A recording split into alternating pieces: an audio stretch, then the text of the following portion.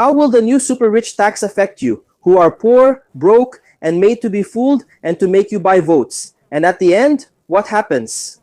They said the following: look, starting from a certain salary, a certain amount of money you earn per month, only then will the person start paying an absurd tax, so they'll start paying a lot to the government. Guess what? The salary cap for the parliamentarians who approved this is just a little bit below that. From here, it's not that they earn less, they earn much more, but the salary that actually shows up on the payroll is just that, from here. The rest is counted as benefits and isn't taxed. So this way, they made a tax that doesn't affect them, only others, because they're not fools, right?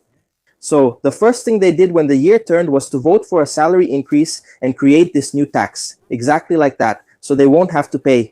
Now, this guy here, he's the owner of a bakery, for example, you know, and this bakery pays taxes, and because of that, it's going to start. Instead of paying an amount X in taxes, now it's going to pay 2X in taxes. Who do you think is going to pay the bill in the end? Is it going to be the bakery owner who just gives up his profit just like that? Obviously not, right? So what's going to happen? The bread which used to cost, for example, one will now cost 150, because that extra 1.50 is the tax he needs to pay here. And this will be reflected not only in the bread, but in anything else he's selling there. Any super rich person who falls into this bracket owns some business that ends up affecting the poor and struggling. Some may think the government is doing good by removing the tax from themselves, but it's really just shifting it elsewhere.